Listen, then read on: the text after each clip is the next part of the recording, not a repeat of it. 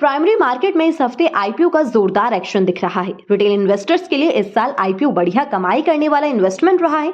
साल भर में कुछ दमदार आईपीओ आए जिनकी लिस्टिंग पर इन्वेस्टर्स ने जमकर पैसे बनाए।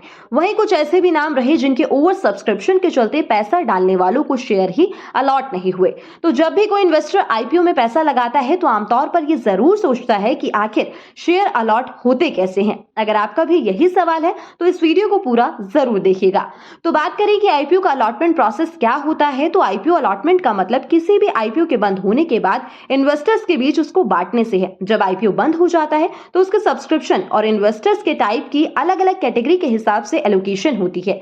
ये डिमांड के बेसिस पर तय होता है। अगर कोई आईपीओ ओवर सब्सक्राइब हुआ है, यानी कि जितने शेयर ऑफर किए गए थे उससे ज्यादा बिड्स मिले हैं, तो जाहिर है कि सबको अलॉटमेंट नहीं मिलेगा। अगर बिड्स पूरी नहीं मिली है तो सबको अलॉटमेंट मिलेगा। तो इन्वेस्टर्स की कैटेगरी के हिसाब से आईपीओ अलॉटमेंट के नियम भी अलग होते हैं। आईपीओ अलॉटमेंट में सबसे पहले कितने शेयर हैं और किस कैटेगरी में कितने बिड्स आए हैं ये देखा जाता है।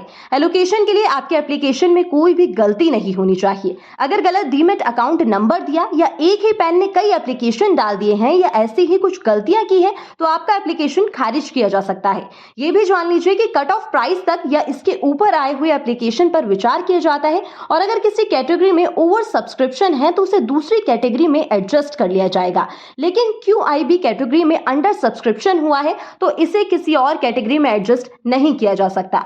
बात करें अलॉटमेंट के तरीके की, तो आईपीओ अलॉटमेंट का तरीका इन्वेस्टर की कैटेगरी और आईपीओ के सब्सक्रिप्शन लेवल पर डिपेंड करता है। जैसे अगर हर इन्वेस्टर कैटेगरी में आईपीओ में सब्सक्रिप्शन कम हुआ है तो वैलिड एप्लीकेशन वाले हर इन्वेस्टर को फुल अलॉटमेंट मिल जाएगा। अगर आईपीओ किसी एक कैटेगरी में ओवर सब्सक्राइब्ड है और किसी दूसरी में अंडर सब्सक्राइब, तो ओवर सब्सक्रिप्शन को अंडर सब्सक्रिप्शन वाले हिस्से में एडजस्ट कर दिया जाता है।